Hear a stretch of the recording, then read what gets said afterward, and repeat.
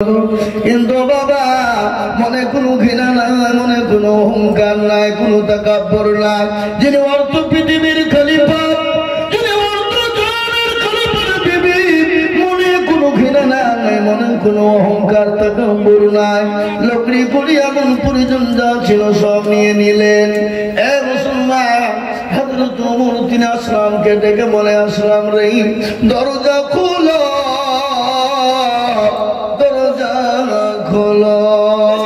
আসলাম দরজাখানা খুলে দিলেন।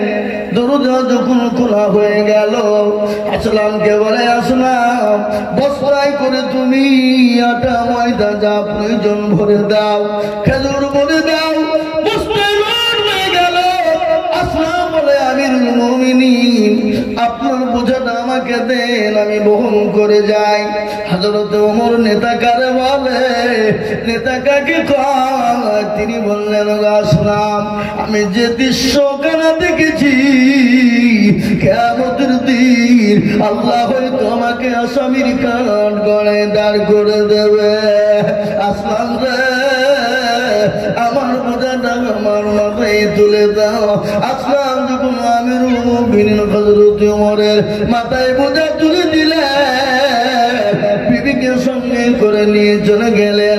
বিবিকে নিয়ে যাওয়ার পর তাম্বুর ভিতরে ঢুকিয়ে বলেন, বিবি রে, এই তাম্বুর ভিতরে চলে যা।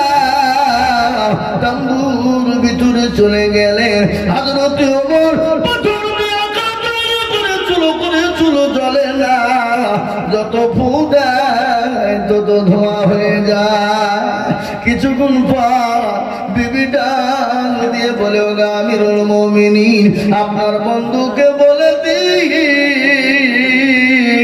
আল্লাহ তাকে পুত্র সন্তান দান করেছে। এই কথা যখন বলা,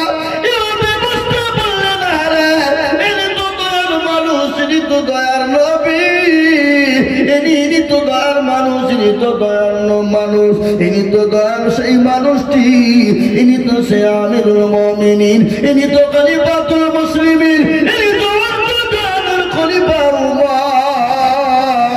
দৌড়তে দৌড়তে গিয়ে হযরত ওমরের হাতখানা ধরে বললেন, ও আমিরুল মুমিনিন আপনি আমাকে ক্ষমা করে দিন, মাফ করে দিন। আমি আপনাকে না জেনে না বুঝে কথা বলেছি। আমি মদিনার লোক না, আমি হলাম মদিনার বাইরের লোক।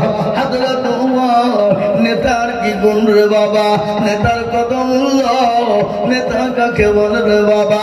হযরত ওমর ওই ইহুদির হাতখানা ধরলেন, ধরার পরে বললেন, মা ইহুদি গো, আমাকে তুমি ক্ষমা করে দিও, মাফ করে দিও। কিয়ামতের দিন আমি ওমরকে আসামির কাঠ গড়ায় দাঁড় করিও না।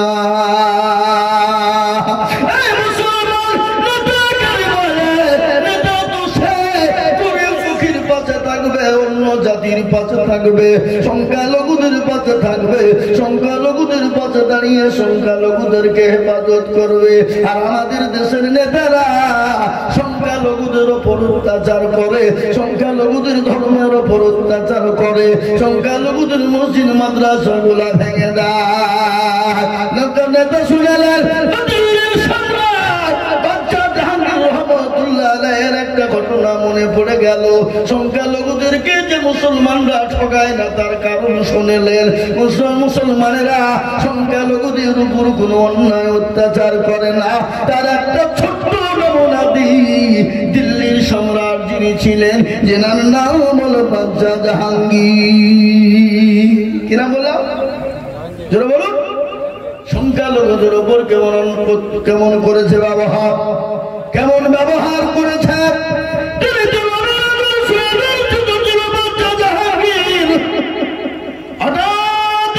তিনি বাড়িতে না, তিনার বিবি নূরজাহান বাড়িতে বসে বসে তিনি তীর চালাইছিলেন। তীর বুঝেন না গো, এখন তো তীরের প্রয়োজন না, আগে কিন্তু তীর ছিল, ধনুক ছিল।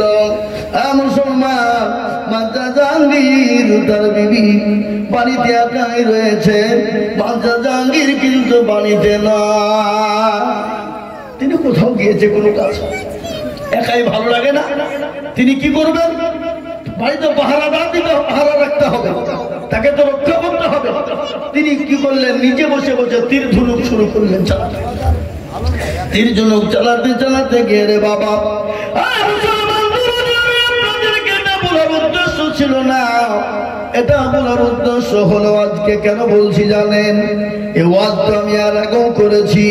আজকে বলার উদ্দেশ্য হলো একটা, আজকে মুসলমানদের উপরে যে অত্যাচার জুলুম চলছে, নিপীড়ন চলছে, এ মুসলমান, আজকে তোমাদেরকে তাই বলতে চাই, এটা আমার বলার উদ্দেশ্য ছিল না। একটা উদ্দেশ্য হলো মুসলমানরা কেমন ভালো আর মুসলমানদের আদর্শ কেমন ভালো। কিন্তু ওই ধুমানের সঙ্গে বাদশা জাহাঙ্গীর কি ব্যবহার করেছিল? তার নিজের জন্য নিজের প্রেমিকে সামনে রেখে নিজে হত্যা হতে চেয়েছিল। কিন্তু ধুমানি কি বলেছিল? ওগো বাদশা জাহাঙ্গীর, তুমি তোমাকে আমি মাফ করে দিলাম, ক্ষমা করে দিলাম। তোমার মতো বাচ্চাও যদি আমাদের জমিনে বেঁচে থাকে, আমাদের মতো সংখ্যালঘু ধুমানিরা জীবন কোনদিন বঞ্চিত হবে না। মুসলমান, আজ আমাদের উপর কত জুলুম চলে রে বাবা। এই দেখেন কিছুদিন আগে আইলাম মোহাম্মদ নিয়ে একটা ঘটনা ঘটে গেল। মুসলমানদের 200 জনের উপরে ফায়ার করা হলো এবং 40 জন যুবককে আপনার বেদরক মেরে তাদেরকে জেলে ভরে দেওয়া হলো। কিন্তু ওই প্রশাসনের সামনে মুসলমানরা বলেছিল, ও যুগের প্রশাসন শুনে না, ও সরকারের প্রশাসন শুনে না, মুসলমানদেরকে মেরে মেরে শেষ করে দাও, হত্যা করে দাও। তোমার যত বুলডোজার আছে তুমি চালিয়ে দাও, তোমার যত বুলেট বোমা আছে তুমি চালিয়ে দাও। তবে শিকার মোহাম্মদ আইলাম, মোহাম্মদ মুক্তিকে বলবো কমাবো না। কেন শুনেলে? এখন তো বলছে আইলাম মোহাম্মদ, কিন্তু আল্লাহ 1400 বছর আগেই বলে দিয়েছেন, কুল ইন কুনতুম তুহিব্বুনাল্লাহ ফাত্তাবিউনি ইউহিব্বুকুমুল্লাহ ওয়া ইয়াগফির লাকুম যুনুবাকুম আল্লাহু গফুরুর রহিম। আল্লাহ বলেন, নবী গো, আপনি তাদেরকে জানিয়ে দিন গো রাসূল, তারা যদি আমাকে পেতে চায়, আমি আল্লাহকে যদি তারা নিতে চায়, আমার আল্লাহ আমার জান্নাতে যদি তারা যেতে চায়, ও গো রাসূল, আপনাকে অনুসরণ করতে বলুন, মহব্বত করতে বলুন। আপনাকে যদি মহব্বত করতে পারে, আমি আল্লাহকে তারা পেয়ে গেল।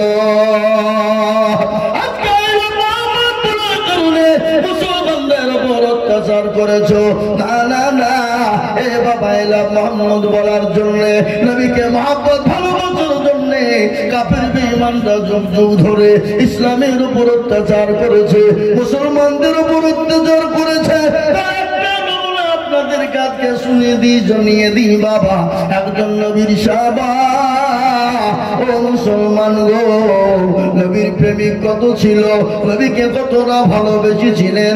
হাদিসের মধ্যে এসেছে, আল্লাহ রাসূল বলেছে, আল্লাহি আল্লাহি আল্লাহি লা ইউমিনু আহাদুকুম হাত্তা কুনা মাহাব্বা ইলাইহি মিন ওয়ালিদিহি ওয়া ওয়ালাদিহি ওয়ান নাসি আজমাইন।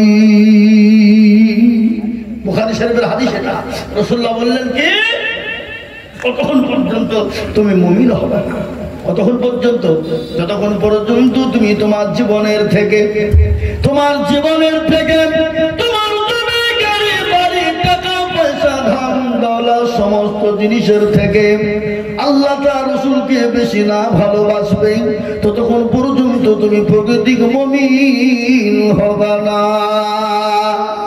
মুমিন ছিলেন কারা? সাহাবারা। নবীকে কতটা ভালোবেসেছিলেন, রাসূলকে কতটা ভালোবেসেছিলেন, কতটা নবীর জন্য তারা পাপনার আগ্রহ ছিল, এমনকি নিজের জীবন পর্যন্ত সাহাবারা দিয়ে দিয়েছেন। একজন সাহাবা, যার নাম হলো হযরত তালহা। তালহার প্রেমে মহব্বত কেমন! জীবনের কোনো দায় নাই, জীবনের কোনো দায় নাই, জীবনের কোনো দাম নাই। বিবি বাচ্চার দিকে তাকাই না। হযরতে তালহা উহুদের প্রান্তে যুদ্ধ শুরু হয়ে গেল। কাফের বেঈমানেরা নবীকে করে দিয়েছে, নবীকে হত্যা করে দিবে, মেরে দিবে। মক্কার জমিনে মদিনার জমিনে এলান হয়ে গেল নবীজি দুনিয়ার জমিনে বেঁচে নেন, দুনিয়ার জমিনে নেই। কাফের বেঈমানরা নবীকে হত্যা করে দিয়েছে। হযরতে তালহার কানে পৌঁছে গেল। তিনি তো ঘরের ভিতরে ছিলেন। তিনি দৌড়তে দৌড়তে পানি যায় জোয়াদের ময়দানে চলে গেলেন। অলঙ্ঘা তরবারি নিয়ে নবীকে পেছন দিকে ঢাল করে রেখে দিলেন। কাফিরদের সঙ্গে তালহার যুদ্ধ শুরু হয়ে গেল। জীবনের কোনো মায়া নাই, সন্তানের কোনো মায়া নাই, বিবি বাচ্চার কোনো মায়া নাই, সম্পদের কোনো মায়া নাই। আল্লাহ নবীকে ঢাল করে রেখে দিলেন। কাফের বেঈমানদের সঙ্গে লড়াই শুরু হয়ে গেল। আল্লাহ নবীর সাহাবা হযরত আব্দুর রহমান ইবনে আউফ তিনি বলছেন, আমার ভাই তালহা জিহাদ করতে করতে একটা নয়, দুটো নয়, ৭১টা তীর হযরতে তালহার শরীরে লেগে গেল। খালি ৭১টা তীর না, হযরতে তালহার শরীরে ৮২টি জায়গায় তরবারি দিয়ে তাকে আপনার হত্যা করা হয়েছিল। ও মুসলমান গো, আমি আপনাদের কাজকে বলবো বাবা, আজকে বিবিকে গ্রহণ করার প্রয়োজন হবে না, সন্তানকে এতিম করতে হবে না, আজকে জীবন দিতে হবে না, রক্ত দিতে হবে না। আজ আমি আপনাদেরকে বলি বাবা, আসুন আমরা নবীর আদর্শে আদর্শিত হয়ে যায়, ইসলামের আদর্শে আদর্শিত হয়ে যায়, মসজিদ মুখী দিনমুখী হয়ে যায়, আল্লাহওয়ালা দিনওয়ালা হয়ে যায়, নবীর প্রেমী হয়ে যায়। আল্লাহর তরফ থেকে আমাদের উপর মাদাদ আসবে। আল্লাহ দরবারে দোকান তুম আল্লাহ কবুল করে নেবে। আমাদেরকে বিবি বাচ্চা ব্যবহার করতে হবে, জীবন দিতে হবে না, রক্ত দিতে হবে না। আমাদেরকে তো মহব্বত করতে হবে। কাকে? রাসূলুল্লাহকে। মহব্বত করতে হবে কাকে? আল্লাহকে। ভালোবাসতে হবে। এ বাবা, আল্লাহ তার রাসূলের মহব্বত যদি আমাদের জীবনে ঠিক থেকে যায়, আল্লাহ আমাদেরকে মাদাদ করবে না, করবে না? জোরে বলুন। আল্লাহ তো দুনিয়া জমিন আমাদেরকে বানিয়েছে কেন? দুনিয়া কর, খেলা কর না বাবা। সর্বপ্রথম আল্লাহ আপনাকে জিজ্ঞাসা করবে নামাজ সম্পর্কে। কি সম্পর্কে? জোরে বলুন। আপনাকে কি জিজ্ঞাসা করবে? আপনাকে বলবে যে বল কত করে বাড়িতে বাড়ি করেছিলি, গাড়ি করেছিলি, জমি জায়গা করেছিলি? না, আপনাকে সর্বপ্রথম জিজ্ঞাসা করা হবে নামাজ, নামাজ, নামাজ, নামাজ। আমাদের দেশের মা বোনেরা ভাত রান্না করে, করে না? করে না? কিন্তু হাড়ির একটা ভাত টিপলেই তো বুঝতে পারে, পারে কিনা যে ভাত হয়েছে কিনা। কিন্তু আল্লাহ যে আপনাকে আমাকে প্রশ্ন করবে সর্বপ্রথম নামাজ সম্পর্কে, আপনার আল্লাহ যদি নামাজে যদি আপনি পাস হয়ে যায়, তাহলে আপনাকে আর কোনো জিনিস জিজ্ঞাসা করার কোনো প্রয়োজন হবে না। কিন্তু আমরা নামাজ কখন পড়ি?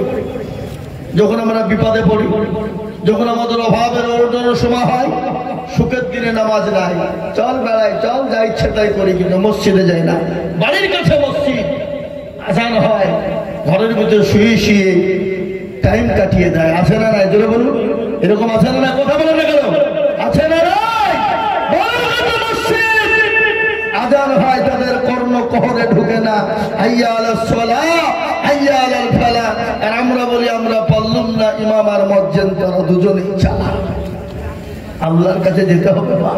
প্যারা নবী যেদিন দুনিয়া থেকে বিদায় হয়ে যায়, প্রচন্ড বুকে ব্যথা, মাথায় যন্ত্রণা সহ্য করতে পারে না।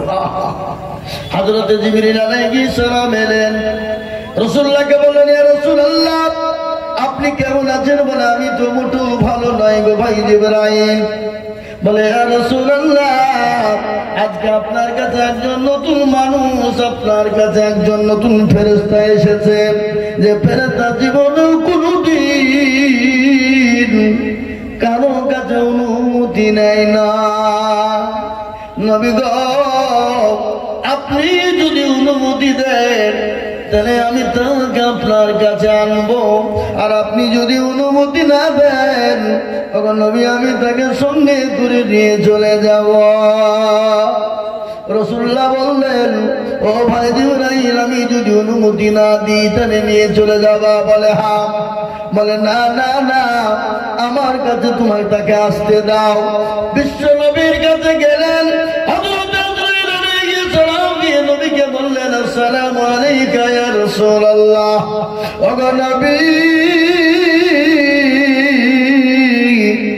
আপনি কেমন আছেন একটু বলুন। নবীজি বললেন, জিবরাইল রে, আমি তো মোটেও ভালো না, আমি প্রচন্ড ব্যথার মধ্যে আছি। আল্লাহ নবীকে বললেন, ও নবী গো, আমি আপনার কাছে এসেছি, আপনি যতদিন মন চায় আপনি দুনিয়ার জমিনে থাকতে পারেন। আচ্ছা বলুন তো, এতদিন পর্যন্ত আদম নবী আলাইহিস সালাম থেকে নিয়ে এই শেষ জামানার খাতামান নবী পর্যন্ত যত মানুষ এসেছেন, নবী ছাড়া কোনোদিন আজরাইল কাউকে শুনেছেন? কোন মৌলবী বলেছে যে আপনার যতদিন ইচ্ছা হয় আপনি ততদিন থাকেন? কাউকে বলে নাই। তিনি তো দয়াল নবী, মায়ার নবী আছেন গজল। আল্লাহর নবী, মায়ার নবী গো, আপনি নবী আমার জীবনের জীবন। আল্লাহর নবী, দয়াল নবী গো, আপনি নবী আমার জীবনের জীবন। আপনি আমার জীবন সাথী, অন্ধকার কবরের বাতি, আপনি হইলেন নিরুদুনিয়ার ধন। আল্লাহ নবী, মায়া নবী গো, আপনি নবী আমার জীবনের জীবন। আপনি রহমতুল লিল আলামিন, আপনি উম্মতের জামিল। আপনি রহমতুল লিল আলামিন, আপনি উম্মতের জামিল।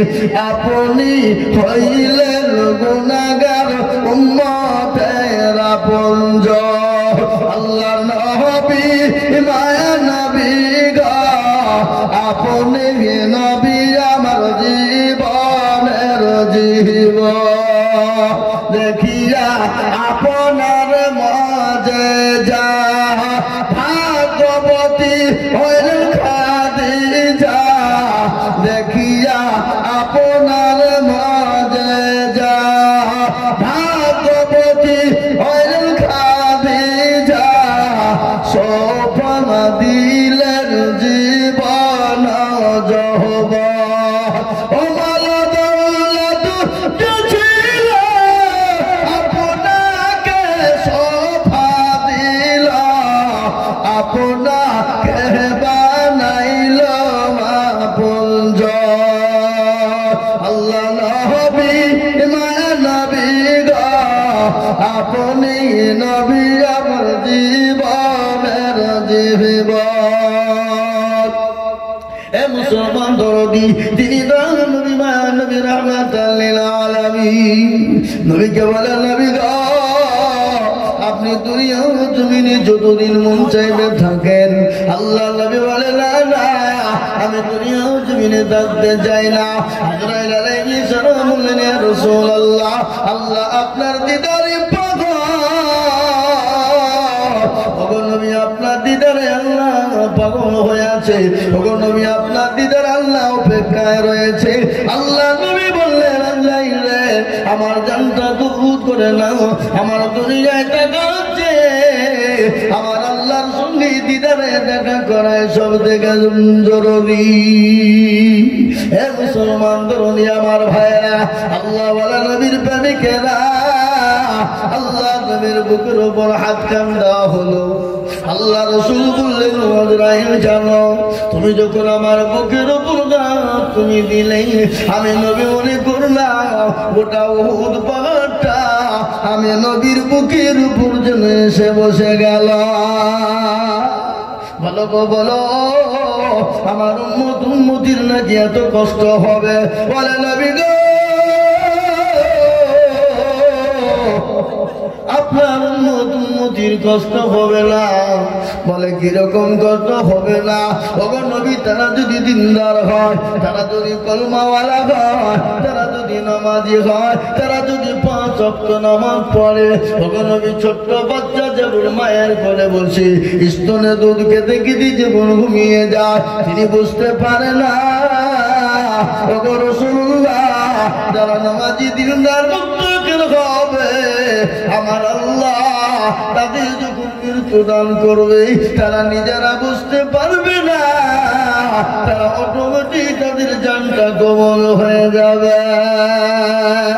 আর দেখবেন যারা বেঈমান, বেঈমানদার, বেকলমাওয়ালা, নামাজ পড়ে না, রোজা করে না, আল্লাহ চিনে না, ও মুসলমান গো, দেখবেন মৃত্যুর সময় তাদের মুখটা হা হয়ে যায়, দেখবেন তাদের হাত গুলা বাঁকা হয়ে যায়, দেখেন প্রসাব পায়খানা করে ফেলে। হে মুসলমান দরদি আমার ভাইরা,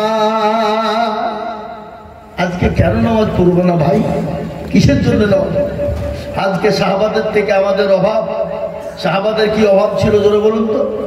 1 দিন 2 দিন 3 দিন তারা খেতে পায়নি, হাড়ি উনুন জ্বলেনি, আঁকা জ্বলেনি, চুলো জ্বলেনি, কিন্তু তাদের জীবনে কোনোদিন নামাজ কাজা ছিল।